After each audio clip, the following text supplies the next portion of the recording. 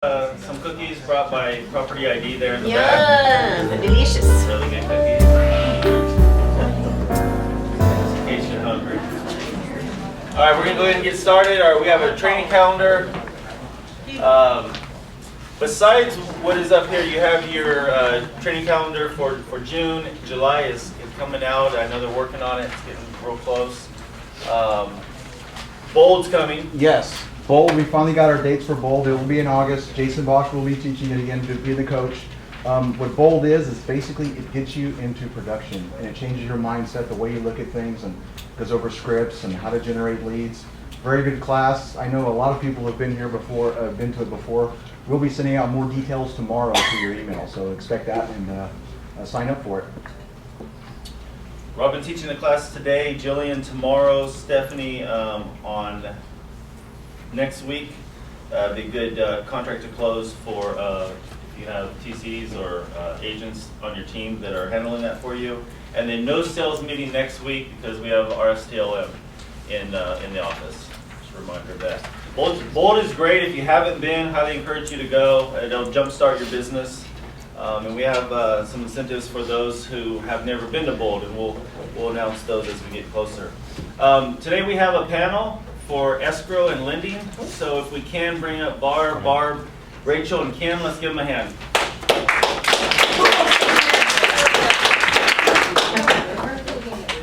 Are we sitting? Yeah. I feel like I think Mark had on that side, right? What's that? Where's the new one?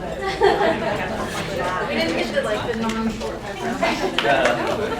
Yeah, the high chairs. I know, I'm sorry. Oh, you're all right. You're all right. Well, and we have You the chair. took my call out. Cindy's coming in, right? Yeah. And Cindy. Where's Cindy? There you go. Got one. All right, I think you'll find this informative. We put together some questions that would pertain to your business right now on the field, working with buyers and sellers. The first question I have for Country Club, and either one of you can answer this, and if you want to jump in and add something to it. How can inspections listed on contracts hold up closings if we put them on the contract offer? It can hold up closings by, a lot of times we get them at the end, and sometimes there's things, repairs that need to be done that could hold up the closings. And let's just say we get the report, a termite report, and it's a FHA loan. There's section 2 items and that sometimes have to be done on an FHA loan. So we're scrambling around 2 or 3 days before closing trying to get that done. So those are things that happen. You want to add anything? My suggestion would be when you send the termite report to escrow, copy your loan officer on it. Absolutely. So that way we were reviewing the termite up front, looking for those section 2s that you might not think need to be cleared. And that's being done way in advance. You know what? I always call the transaction coordinators. They are awesome. I mean, they get them to me and we review them at that time. On the same lines, would it be better that a repair was listed in the contract or in a request for repair separate of the contract? Well, From a lending standpoint. it's kind of hard to list it in the contract because we don't know what that's going to be. Well, if you put anything in the contract, Kevin, we're gonna call for it to be clear. If you're trying to negotiate outside of the contract for repairs, as long as we don't see it, we don't have any knowledge unless it's called out on the contract or by the appraiser. Okay. But we're gonna require it. And the other thing that we see most often is I can't tell you how many times we get Right. inspection reports that are more than 90 days old. And we cannot use those. So please check your dates on the inspection reports and make sure that the date of the inspection is less than 90 days from our close of escrow.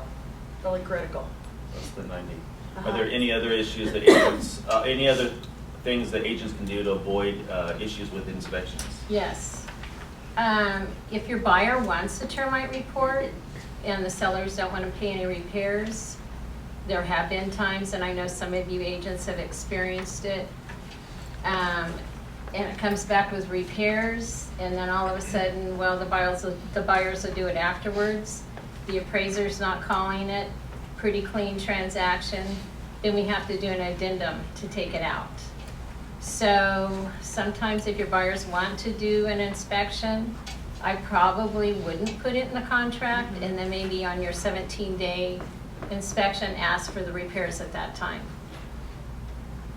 If in a contract, the buyer requests a termite and the seller counters saying they won't pay for a termite, that doesn't necessarily take it or remove it out of the contract. It just means that the seller won't pay for it. It's still in the contract, so we do have to, I found that we do have to get an addendum to remove it at that time. Right. Let's say the seller won't pay for the report, but then the repairs are needed, then that's back with negotiation, correct? If it's left in the contract, just because the counter says they won't pay for it, it still means it's still in the contract, meaning we have to get a copy of it. And if there are repairs required and we have a copy of it, it has to be completed. Right. So rather than countering that the seller will not pay for a termite inspection, if the counter stated that page 2, item 4 is removed from contract. That removes it. Satisfies it. Fine. And when should an appraisal be ordered? Well, unless the agent tells me he doesn't want it ordered right away, I order it immediately upon the contract. Very important. If, a lot of times we get a request to hold off on the appraisal because the buyer's doing a home inspection, and that may have issues that are going to maybe cause the transaction to cancel, or you're gonna have to put in a request for repairs with your contract. Be sure that you notify us of that, because otherwise we're gonna, the minute you have an acceptance on the contract, send us the fully ratified contract. We meet with the buyer and we order the appraisal immediately. And the appraisers only have 7 days to complete that inspection and turn in the report. So they're gonna go out and visually inspect that property probably within the first 2 days. So if there's a reason that you think that the deal's gonna go sideways, or you've got issues with the home inspection, please notify us, because otherwise we're gonna order it and we're gonna spend that buyer's money. So it's real important. And I know this changes over time based on volume, but right now, what would be a realistic expectation of when you'd have the appraisal back from the time the escrow is open? Well, it's not from the time the escrow's open, it's from the time that, well, I guess it would be, what, From the time you order, let's say from the time 5 you to order. 7 days. 5 to 7 days. Mhm. So if escrow is open and then 2 days later you ordered it, 5 to 7 days from then, so we're looking at. When we order the appraisal, there's an expectation of a delivery date given to the appraiser at that time, and typically it's 7 days, Okay. so. But that's if the appraiser can contact the Right. people that they need to get into the property at the time they need to. Right. Understandable. Talk to us about how flood elevations can affect closing, funding, closing. Well, we get the flood ordered right away, from FEMA, and we get them back right away. So that's gonna tell us if it's in a flood zone or not. And I'm always asking the agents, is it in a flood zone even before that's ordered? If it's in a flood zone, then I immediately get on the phone and call the buyer's agent, and I give them a name of someone that, is pretty fast about doing the elevation certificates, or I have my processor call the city, county, or wherever it is to see if there is already an elevation. If not, then my next step would call this guy. I even sometimes call the guy, and he can go online and kind of look at the property and say, hey Barb, I think I might be able to get this out, or I might be able to get you an elevation. So that's when I put him in contact with the buyer's agent. Then, you guys work with them. Very good. And so if we did need an elevation certificate, there wasn't one on the property, then that would be a civil engineer that we could contact. Right. And they could tell us if we can have an elevation Right. certificate, and if so, what's that usually run? Yeah. 500. $500, $500. $600. Okay. And probably well worth it if the seller, if the Definitely. buyer's gonna be there for several years. Definitely. What's really important, sorry Barb, Kevin, is that a lot of times the elevation certificate is ordered and the agent calls and says, hey, we got this property out of the flood zone. Can you turn this into your company, and can you make sure that the buyer doesn't have flood insurance? We submit that to our flood service that we use, and 9 times out of 10, they do not take it out of the flood zone as far as the loan is concerned. It may be that the property has been removed from the flood zone, but we can't get our flood service to do that. It has to come from FEMA, and so the buyer has to work after the close of escrow with their servicing lender to get the flood insurance eliminated. It is not an automatic. We actually, in most cases, will have to close with the flood insurance, and it will be on there until the buyer's able to make that change with the existing lender, so. And the main benefit of getting an elevation certificate is that it lowers the, Premium. Cost of Right. the insurance, yeah. Now, if you do it up front in the very beginning, when you find out that, you know, there are issues and you might be able to get it out. Right. I've had most of mine, you know, eliminated up front, where we have had time to get that. He sends a letter to FEMA, and then FEMA will take it off. Right. But if it's towards the middle to the end, she's right, we don't have time to do that. and how does the vesting on how buyers take title hold up closing? Well, go ahead. Go ahead. The names on the contract have to match the escrow vesting, and they have to match our loan documents. So the way to avoid delays in closing is to make sure that when you're writing the offer, that you ask the buyer at that time how they want their names shown on the deed, so that we then know when the contract comes to us that we can ahead of time in our system change it to match, and then we'll match with escrow. Otherwise, we get down to closing, we get the vesting from escrow, and it's something different than what we've used, and then we have to stop and get the documents redrawn, so it'll avoid delays. And vesting, that's something that the buyers would spell out in the initial opening package of escrow, is that correct? And a buyer doesn't always realize that Right. changing their name throughout the process makes as big a deal as it does. So in the beginning, if they just do first and last name, and at the end, they say, I'll throw in my middle initial, that's a big deal. So buyers aren't aware that that's as big a deal as it is. And take us through a time frame of docs to close. So I have a buyer or listing, and I understand we have docs on a Monday. What's the time frame? I think that, okay, they have a handout. Asa helped me, where's Asa? He helped me prepare a handout for you that takes you from loan approval up to closing with time frame, so that we can kind of follow that. I ran out, so I had to. I have to make some more copies, so we run. We're gonna have Can you guys share that one? Can you guys share that one? Did I give it to you? Can I give it to Kevin now? Okay. So. The main thing I think on the time frame that I wanted to talk about was for escrow and for us, the time of day that things come out and happen is really important. I mean, escrow and lenders have from 8 o'clock in the morning until 12:30 in the day to fund loans. So say, for example, docs are being sent to the escrow company at 8 a.m. in the morning. That's not their top priority. Their top priority until 12 o'clock is getting the ones that are at funded. So when we're like, yay, docs are out, and there's things that they can't create until they have docs. So when docs get sent to them, we're waiting for them to create the estimate and the documents that they have to wait for docs on. And if it's like, say, at 8 o'clock in the morning and they've got fundings happening, and we're not on the top priority. So we're, I lost my whole train of thought. So when, oh my gosh. Okay, Yeah. so, From docs. so from They can't docs create forward. fund, they can't create some items until they get. Until they get docs. And so sometimes we're waiting to the afternoon Right. before we're getting things. So say, for example, just on a fictitious docs, where they get them at 8 o'clock in the morning, they're not able to get our stuff to us until 2 or 3.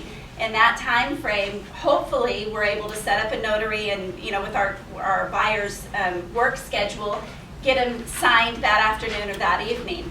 Docs then go back to escrow, get separated, and couriered over. So just because we have docs one day doesn't mean we're going to be at funding the next Right. day, because our funders haven't gotten docs yet.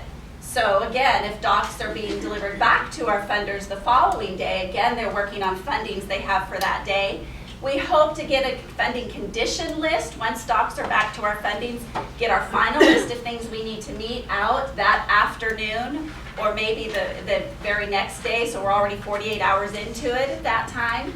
And if they're receiving a funding condition list, say at 9 o'clock in the morning, again, they have till 12 o'clock or 12:30 to fund. And if we don't hit that time, we're going into the very next day. And back it up for escrow. I mean, if it's an REO or someone that, you know, they have to send as a lender, as a seller, sometimes they take up to 48 hours, 72 hours for approval. So then that's gonna hold us up for funding, so. Anything to add to that? No, I agree with everything you just said. That all sounded Well, great. and it Thank you does, for and representing. and a lot of that comes into play, you know, I used to be in escrow, so you're sitting there waiting and waiting, and you can't push for them sometimes, so. As an agent, I'm sure you're not wanting us to tell you that your funding didn't happen because escrow was processing docs in the morning rather than in the afternoon, you know? Do you find that if it's an out-of-town funder, or if funding is done out of the area, that can push you? Oh, absolutely. You're throwing in overnight costs when you're time frames. When you're overnighting a deed or back to out-of-town funders and they're having to overnight to a recorder locally, or those overnight things add days, not just hours to the time frame. I know sometimes there are special circumstances we'll talk about in a second, but so I can give proper expectations to my client. If loan documents come in on Monday and if we're able to sign them, let's say Monday evening, Right. what are we anticipating for closing? So what I try to do if they're signing is I want to make sure, if they sign in my office, is I'm going to make sure I have the docs to the funder. I know she's there at 7 in the morning. So obviously I'm going to sneak mine in ahead of whoever's is going to try to get in. As we all do. Yeah, because I'm greedy and I want to make sure mine gets looked at as fast as possible. So, and I actually try to go through my docs to make sure that they've been initialed and all the signatures and notary and everything looks good. I get it there, and then I give her a couple hours, and then I'm on the phone asking, okay, did you see anything wrong? And she'll either lecture me, tell me to leave her alone, and give her a couple hours, and it'll be going out. At that point in time, I watch for the email to go to escrow, and then I'm copied on it, and my processor's copied on it. So if something goes to my processor that needs to be done, then I'm on my processor and leaving the funder alone. So it's just kind of like we go in little circles because we know what our jobs are. And sometimes I won't even come here if it's my day and I know I got to get these done. You know, I got to make sure this gets funded. Because fundings are important, because we don't want to overpromise to the borrowers, because if things go all the way smooth, everybody's happy, and they really think that's funding, we want to try to do our best to get that done. And if it doesn't, sometimes it just really disappoints them. And we try not to do that. So I think in short, if a borrower is signing in the evening, docs are back to our funders should be the next day to be reviewed. And our first attempt to fund will be then the following day. Right. That's right. So you're looking at funding and closing Thursday, Friday-ish, I guess. That'd be about right. So funding could take place in an ideal situation on that next day, on say Tuesday. It could be Wednesday. If you're signing Monday, No, Wednesday. review happens on Tuesday, first attempt at funding Would be Wednesday. Wednesday, best case scenario. Best case, Friday. Best case. The best So if you case- don't get docs by Tuesday, It's next you're week. probably not closing by Friday. Right. It might make it, but it'll be tight. And it's really all about when they sign. Mhm. If they sign Tuesday morning early Right. and we get the docs over, then we have a better chance those timeframes will change. But if they sign Tuesday evening and we don't get the docs over, then we're delayed a day. Does that make sense? Yeah. Think of it this way, if the docs aren't back to our funders, say by 2 o'clock, I mean, our working day, funders' working day ends at 5. If they're receiving 5 sets of docs at 4 o'clock in the afternoon, are they truly gonna have a chance to go through 110 documents and make sure they're all correct? 110 documents times 5 sets of docs, and have a funding condition list out by 9 o'clock the next morning. So Maybe, maybe not. But. Right. Telling you there's a chance. What's all that 1 in a million talk? So let's say there's a situation where we do get funding on a Friday morning, and it's a rare situation. It's not something we want to use all the time, but we do have the U-Haul coming in from Utah, and we want to try to attempt a special recording. Rachel, what are some of the liabilities that us as agents should be aware of with a special recording? A special recording over the counter, same day as funding. What would be some of the liabilities or hang-ups with that? Okay, here we go. Title, when there's a regular recording in the morning, each title company has a recording person. They go to their courthouse and they run the names up until that point. Run the names, run the property, make sure there's no liens to take care of, and then they go ahead and record the documents. When you do a special recording in the afternoon, regardless of the day, if an agent or Main Street Escrow or anybody is doing the recording, there's no names ran or the property's not run from that morning at 8 a.m. to when you record. There could be a chance where there's a mechanic's lien or some kind of lien that somebody records against that property at 10 o'clock in the morning, and then now you're recording and you're transferring title.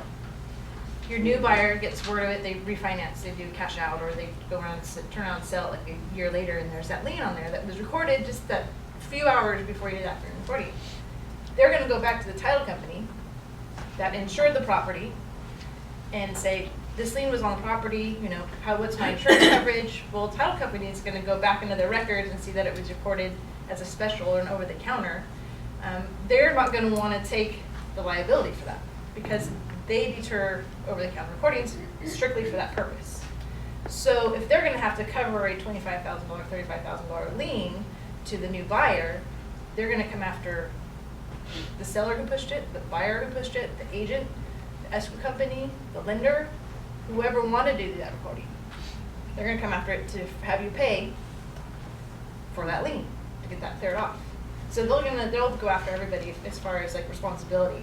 I'm sure they'll take some responsibility because they allowed the documents to go. You know, they released the documents to record, but they're not going to take full responsibility for that.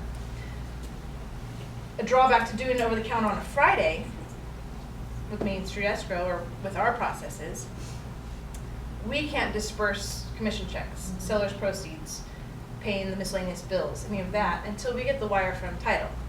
Lenders are required to, when they fund loans, send it to the title companies because they're the ones issuing their insurance for their loan. Once the documents record and they have confirmation of recording is when the title company wires us the difference. So the title company gets all the funds. When we get confirmation, they send payoffs and they withhold their fees. And any balance they wire to escrow. When we get the wire is when we can disperse. So if you're doing a recording at 2:45 on a Friday afternoon, it's past their wire cutoff time. It's past our wire cutoff time. So we're not looking at getting the seller's proceeds from the title company until Monday. And so we're not and if we get it after 1 o'clock on Monday, we can't turn around and wire it out until Tuesday. So if you're doing it after over-the-counter recording on Friday, special circumstances, you want to make sure that you tell your sellers they may not get their proceeds until Monday or Tuesday. Doesn't it Because of also that. present a problem for you on an FHA payoff? Yes. Because they're usually due on first. So there's a lot of behind-the-scenes circumstances. I know that a lot of people aren't aware of doing over-the-counter recording. And I'm not saying that every time if a lien pops up that, you know, everything's going to blow up and you're going to have to pay a bunch of money out of pocket. I'm not saying that, but I'm just letting you know the possibility of that. You never want to put yourself or your buyers or your sellers in that position. When are special recordings appropriate? When would you? They're appropriate, especially appropriate on short sales when you have a drop dead date. If it funds that morning where short sales, I mean, it's down to, you know, July 1st, and it funds that morning, sure, we want to push and record it so you don't have to ask for an extension, so it doesn't go into foreclosure. Right. Other than that, I know a lot of people say, well, if there's a U-Haul in the driveway, or, you know, people are sleeping in the park next to their house. I mean, that's obviously a given, but we get that a lot. And even though, you know, the people are not out of the house, they just sold, you know, so we get that a lot. The only thing I always recommend don't schedule a moving truck unless, you know, you've sold your house or your purchase is closed. Then you avoid that in between, because like the funding, you never know. Just because you get doxed doesn't mean it's gonna fund and close 2 or 3 days later. Right. And the other thing There from may our be a hiccup. perspective is that if we're trying to do a special and maybe all the conditions aren't cleared until right up to 12 o'clock, which is our funding cutoff time, and they order the wire may not reach title in time because we have no control over the treasury. That wire may not reach title in time for us to make it, pick up the documents, get them to the recorder's office and make it happen by 3 o'clock. And everybody is in anticipation that that's gonna happen. There are occasions that escrow does not, or title in this case, does not get the wire. And we can't take it over the counter, so. I do tell the borrowers in situations like that when we are doing a special, and especially if it's on a Friday. And of course, I ask the agents, can I say this? Because what I don't want is the disappointment. You know, I mean, heck, I'm the worst borrower. You know, if I'm purchasing a piece of property, why? When is it gonna close? Well, can we get it closed early? And they, you know, some of them, this is their first house. We do our best to get it wired, and in 99% of the time, the wire gets there, but just a slim chance it may not. So I'm just gonna hope it gets there, and I'll let you know. And the 1% is always the one that really, really, really needs it. Needed it. I yeah. know, you're right, you're right, that's true. Ultimately, try to under promise and overperform. Jumping back to Cindy, what's a valid source of funds and what are gift funds? Valid source of funds are funds that have been in your bank account for more than 60 days or 2 bank statement cycles, or can be verified where the money came from. Payroll, disbursement of a retirement account, where if we're seeing the deposits on those 2 bank statements that we're getting, we have to see where that money came from. First thing that we do when we get those bank statements is look, if the word is deposit, $5,000, we have to get the paperwork, not just verbally, oh, that came from selling a car. Selling a car then leads to, okay, I need your bill of sale, I need your Kelly Blue Book, value of that car, all that kind of stuff. So Line of blood. yeah. The easiest, of course, to verify on deposits is auto deposit. When payroll comes in, you can see where it's coming from. Gift funds, the second part of the question. Yeah, what are gift funds? What are gift funds? Gift funds are money that's coming from a interested party, family, aunt and uncle, brother, sister, mother, father, have to be related or have a interest in the buyer of some sort. Employer, sometimes. Difficult. Difficult, Very but You'd have to been prove- done. You have to It has prove. to be proved if it's something Right. that's common, that's normal. If a buyer is getting a bonus from a seller, is it something that's happened in the past, or is this something that's never happened before? So it leads to further questions. If in June they've always got a bonus and they're getting a bonus and it's June and it's normal and it's happened in the past, not really questioned. But if they've worked there 10 years and they've never got a bonus before, you know, something like that, it just leads to questions. And as long as the questions can be answered, you know, properly, then, but it's not going to be not asked. The questions are going to be asked. Well, I'm going to interject if you don't mind. And verification of funds and bank accounts. I wanted to give an example of how that can extend your funding in your closed escrow, because I just had it last week. Buyer needed funds to close. The funder requested a copy of the receipt and the tracking of the bank account, so I actually had them provide what bank account it came from and everything. The buyer, because we bank at Bank of Sierra, buyer banked at Bank of Sierra, did a direct deposit, sent me the receipt, certified the receipt, sent my receipt to the lender, everything. We need verification of funds. I'm like, well, this, you know, it has Bank of Sierra from their account to your account. We have no record of them having a bank account at Bank of Sierra. Right. The whole entire process, the only record they had was her banking at Chase.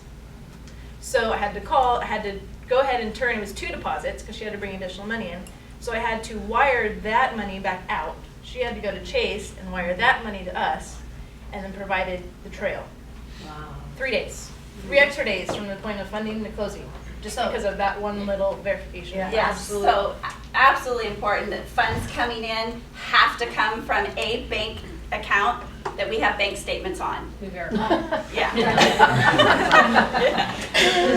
And that includes, if they'll, we did up a little sheet yesterday. I put it together from the training we did here last week. If you guys will look at this. Yeah. These are the pitfalls and the obstacles that we run into. And it starts with your earnest money deposit. The earnest money deposit is a cashier's check that does not have a name on it as a purchaser. And if you have a money order that does not show our buyer as the purchaser, maybe it's Uncle Joe or the mom or the dad or whoever, and we can't document that there's a withdrawal from their account to show that that money, they pulled it out, went and bought the money order, went and bought the cashier's check or whatever, we can't use those funds to close. So your buyers are gonna have to overfund at the close of escrow because we're not going to give them credit for those monies. So be careful on your earnest money deposits when you're collecting them to submit with the offer, or you're holding them in your trust account until you get the acceptance. Please check the names on those. Right. And check with the lender, call us and make sure that that's something that we talk to the buyer about, because we counsel them when we pre-qualify, but that could be an obstacle. We've had buyers have to come into closing and overfund by $1,000 and they don't have it because we couldn't document the source of the deposit. So as an agent, my suggestion would be when an EMD is coming in, ask the question, is this from an account Right. that the lender is aware of? Absolutely.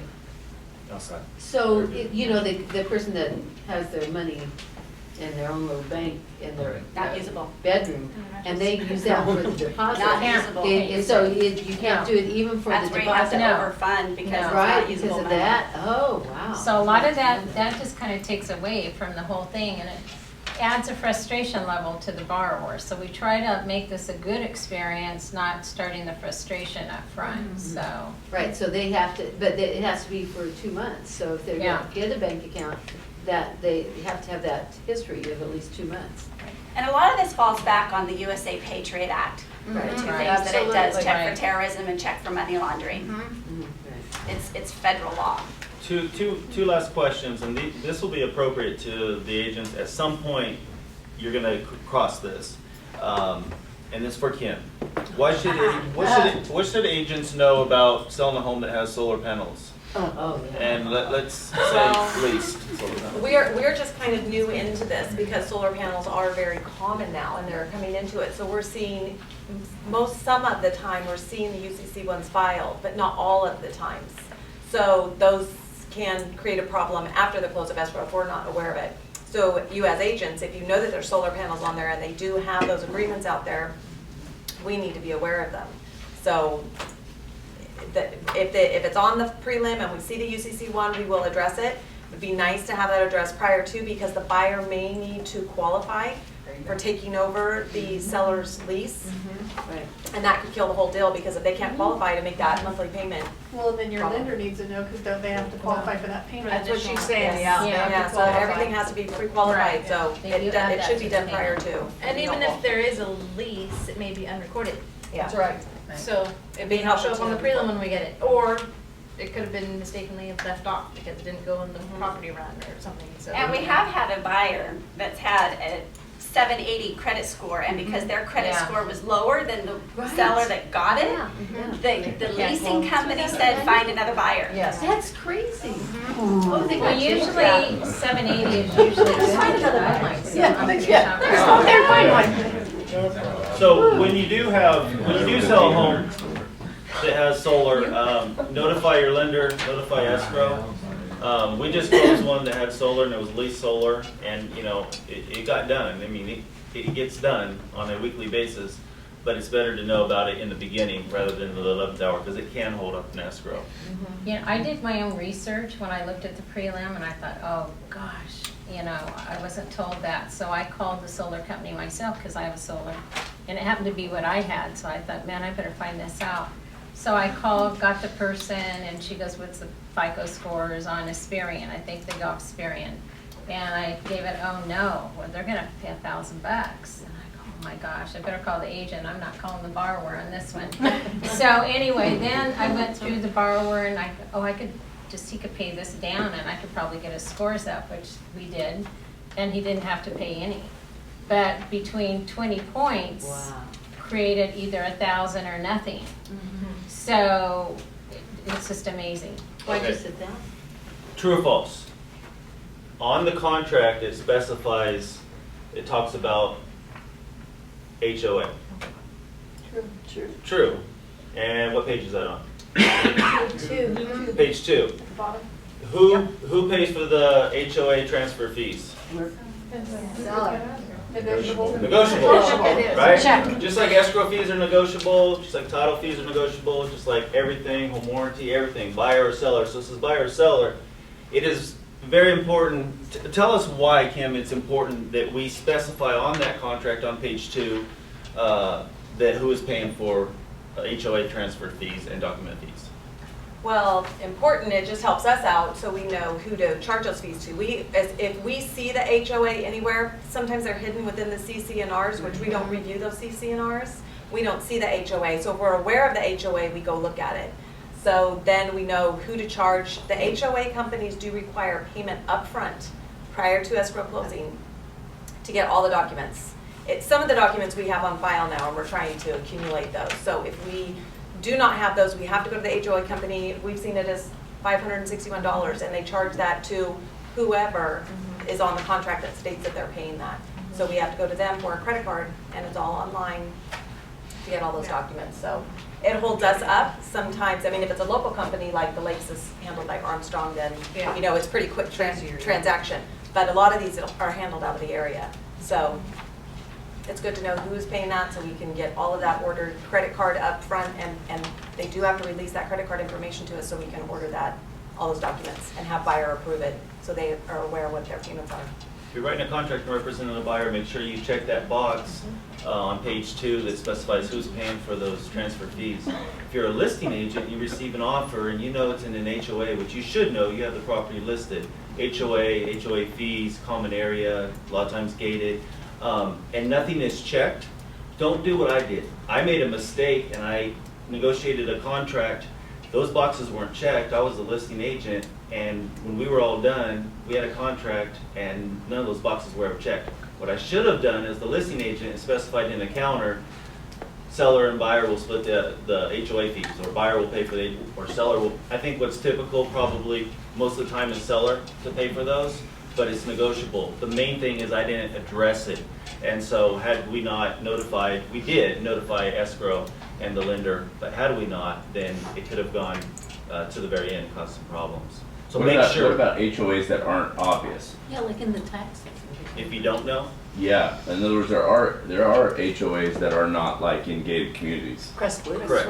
Right. You know, Yes. where Maintenance. maybe the seller doesn't even necessarily know, or the buyer doesn't know to put it on the contract. If the seller's Where would paying- that get caught? If a seller's paying an Prelim. HOA fee, they should know. It's on the prelim. Or you read your prelims. Right. The prelim. You know, Yes. if there's an HOA fee, and that's really when it comes into play, because there's a fee being paid to a management company, Yeah. the seller will know. And it's on our TDS, it asks them specifically, is your home in an HOA, common areas? Yeah, good. Typically on the appraisal as well. On the appraisal? Appraisals. Okay.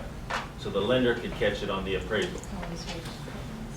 Very good. Well, thank you, ladies. Let's give them a hand.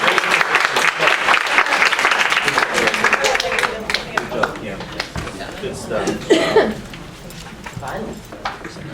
All right, Main Street Escrow. I'm going to go ahead and flip to Mega Escrows.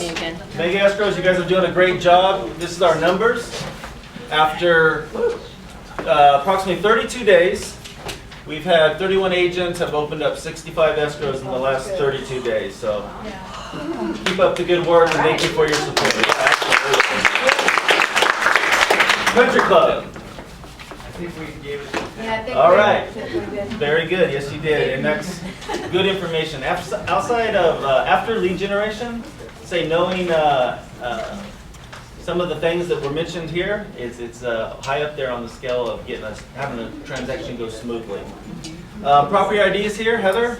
Hello, hello. I think one can Hello. pass around. Good morning. Good morning. Really, really fast. I want to thank everybody here at Keller Williams, especially Main Street Escrow. I think that is driven by all of you here at Keller Williams, for increasing my market share, one NHD at a time. Thank you. I brought cookies to thank you. They're hiding over there. Are you hiding the cookies now? And don't get mad. I'm going to give a little plug to the gal that's doing these cookies. Dana's Cookies out of Tulare delivers to your house. They are phenomenal. They come, I got a couple little plastic pails that would be great gifts for your clients. You can go online, check out our website. The only thing I want to tell you guys today, I had a big spiel, but I'm not going to do it. Piggybacking on the flood talk that was going on with the lender. For those of you, anybody getting an NHD during the time of listing, there's a benefit. You can attach that PDF to your MLS listing. You also know if it's in a flood zone or not at that time. So as soon as that contract goes, then you know. The $79 rate applies whether it's at listing or in escrow for Tulare County. So it's not a cost thing anymore. Now it's just getting the information up front. I'm going to tell you a quick story. Susan Renteria, y'all know her. She's been a property ID user since long before I came to this company. She's always been a huge fan. I respect her. She got a report from me that said the property was not in the flood zone. And so I'm going along my merry way one day, and I get a call from her, an email saying, Heather, we have a problem. What? Susan, we don't have any problem. What? She says, the appraiser is telling me this is in a flood zone, and the lender is telling me this is in a flood zone, and now they're wanting to get flood insurance. What do I do? I said, well, I don't really know. Let's find out. So I sent it off to our in-house land use attorney and to our research department. And I said, we may have made a mistake in this report. I'm not really sure. Can you research it? Within 2 hours, they had contacted the city of Visalia. They had conversed with one another. And a letter came back from our research department signed by our attorney saying this property is 22 feet from the flood zone and it is not in the FEMA required flood zone that requires insurance. She was quite happy. She took that to her lender who passed it on to the underwriter. And everybody lived happily ever after. House fell out of escrow. It didn't really close, but for me it turned out great. And I don't think we got paid on that report because it fell out of escrow. But the beauty is it's a great story, right? So anytime you have a issue on one of your reports, it's all I do. So please contact me, let me know. With my card today, I want you all to be my pen pals. Send me a listing if you've got something. Let's find out if it's in a flood zone. If you don't have a listing, maybe you have a competitor's report you want to share with me and we can do a comparable to see the difference between Property ID and another company. If you're brand new and you don't have anything, send me a joke. We'll just be pen pals. Have a great day. Energy House? Someone? Oh, okay. It's very interesting listening to you guys share your experiences about solar. I think that's going to become, and not just I think, but it's just a fact, that's going to become more and more common as we see the need and the sales for solar. State legislation saying that a certain percentage of all homes are going to have to be energy efficient. And by 2016, there's going to be some big changes. So I think that we're going to run into that before, and I'm only going to take a minute, but for those of you who don't know me, I'm Tina Williams, and I'm a dual agent. I'm a Keller Williams Realtor down in the Hanford office. Proud to be part of the Keller Williams family. It's wonderful. And I am liaison between Keller Williams and Energy House. We rolled out the MSA about a month ago, pretty much exactly a month, and I'm really, really pleased with the interest that we're getting, not just from people about their properties that they may be listing or whatever, but from agents who have their own properties or maybe investment properties who are interested in doing it, and the incentives that might or might not be available as far as write-off, deduction, those things. I do not claim to be an expert on that, but I work with some people who are, and so I can hook you up with those guys, not only on things that are, that we hope that you'll lean toward going with Energy House in the future, but stuff where you come upon these situations like you've talked about this morning. My friend and supervisor is the guy that just knows everything. He'll be giving a training here. Do you have a date yet, Kirsten? It's in July. In July. Don't have an exact date yet, but he's going to be giving you folks, I hope that all of you can make it, an opportunity to learn all about the laws, the legislation, the buying and selling, what do you do, and really elaborate on some of the situations you talked about this morning. So I think I'm going to definitely plan on being there, and I look forward to seeing many of you there. Real quickly, this is an incentive that we've worked out, and if you didn't get one, I have some more over there. We want to make sure that this partnership, this MSA that the executive committee and that both parties have worked so hard on is beneficial to you folks as well as to the solar people. So I say, in keeping with the Keller Williams win-win. I love that. That's so great. We want to honor that tradition and make there something that you're going to get. What's in it for me, you know, for thinking of Energy House as opposed to somebody else. And we do have a little incentive. I want to elaborate on that. It's right here.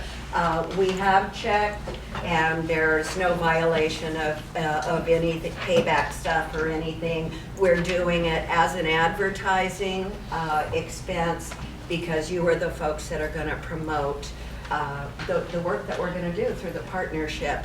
And so we'll give that incentive, and we're going to put $100 in the kitty every time a solar sale closes that was generated by one of our agents, and that'll go towards stuff like the face painting booth that we had last week at the picnic, and your annual awards where you get the Realtor of the Year and this and that. We'll have a solar star, and the more that sells, the bigger that pot could be, so it could be sweet.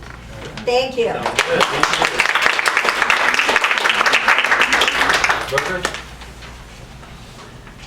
On Thursday of last week, on Wednesday, I got a client, another agent actually, on a sale that we were trying to close, called me up and said, okay, the buyer took their funds into escrow, so when can I pick up the keys? Yeah, so we recorded yesterday. So, be aware, all those things that they were talking about, it's really good to know that process. I'm very proud to say that this other agent is not a Keller Williams agent.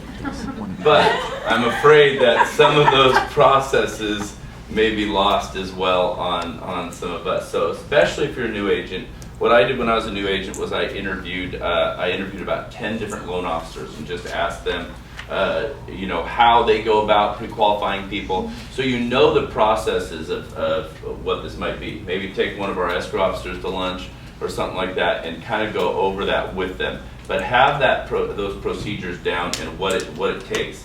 Also, what Kevin said as well is very, very true, and that is, you know, under promise and over perform.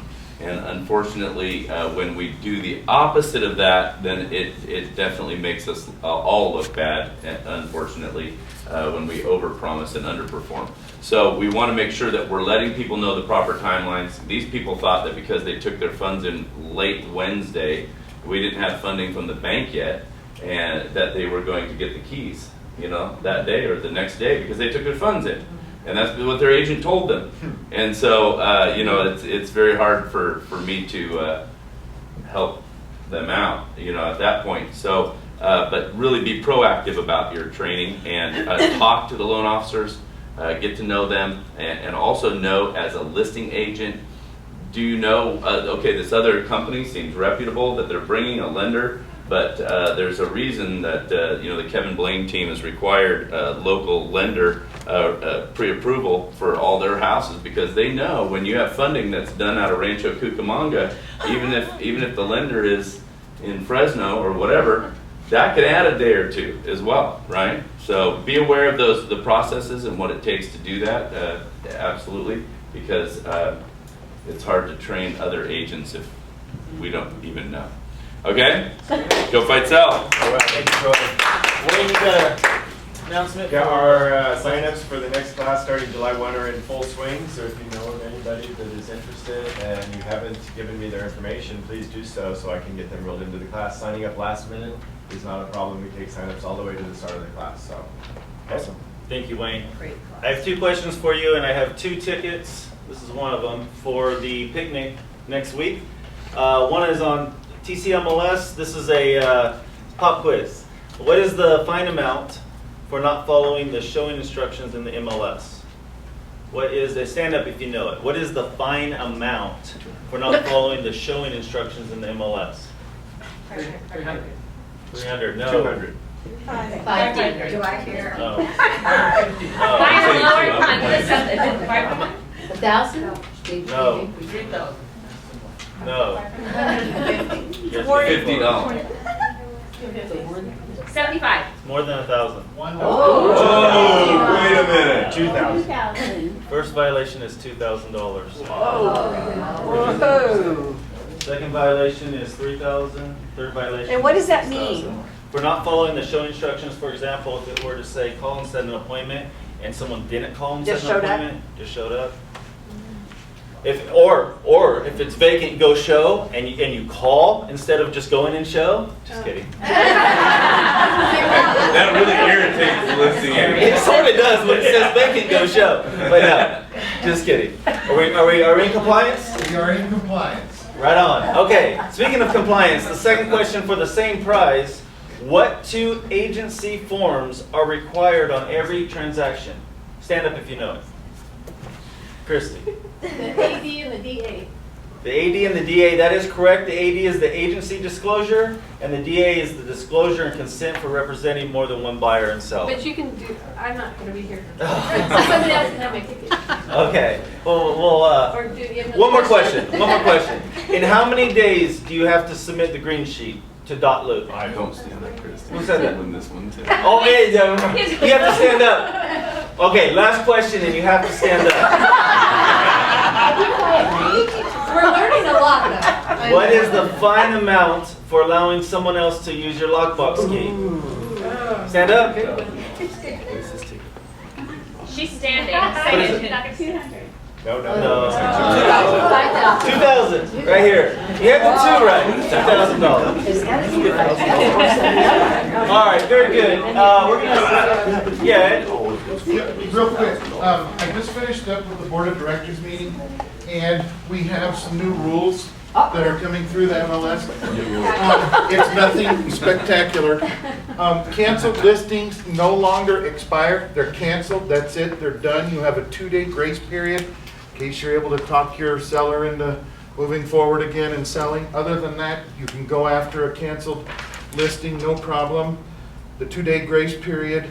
The MLS Rapatoni desktop picture upload program is supposed to be better by the end of the month. At least that's what Jean's telling me. We're working on that. We have heard you, believe me. We have a new Fresno reciprocal link on the TCMLS website. You can go right into Fresno. Point 2, public-facing search website. We've been working on that for about 3 months. We just got the contract signed. We're going to have a lot better public search engine. If you want to check it out, go to San Francisco MLS and look at that. That'll be a lot like what this one is. The consensus at the brokers meeting was we don't want to spend a lot of money, but we want it to look sharp. And we just did that. So it should be up and running by July 1st. We've got the contract signed, all that fun stuff. Remember, on Caravan, the east and west split is Mooney Boulevard, not Court. So make sure you get that squared away. And we did change the out of area, so anything out that was out of the area will be on the east side pretty much from now on, which means Ivanhoe, Woodlake, and that kind of stuff. And it won't be a violation technically. It was a violation before. Other than that, we should be good to go, guys. Sounds good. Thanks, Ed. Thank you, Ed. I want to do another broker. I know, sorry, one more broker minute. Guys, this is important on the point two, Ed reminded me, on the point two. At Keller Williams, we have a saying that's your listing, your leads. That's right, okay? You get the leads. We don't have floor agents, okay? We don't get floor calls. I get tons and tons of your online leads, okay? Because you haven't signed up for your point two. Okay, and so what I have to do is I have to route that email to the front desk or to Christy. They have to find out who has it listed, and then they send you that. So it's a lot of extra work. If you go in and register with point two, you have to be registered with point two. Then what that does is it sends you directly those internet leads. Okay, so make sure if you haven't done that already, make sure you do so. All right. Is that on the MLS or Keller Williams? It is. Point two. It's on point two itself. Can you just send something out That's about the that? syndication. Yeah, it's an email that I sent out a couple weeks back that gave you the instructions on how to register yourself. You all threw it away, I'm sure, because it looked like junk mail. Yeah. I read about that much of it, I'm like, oh.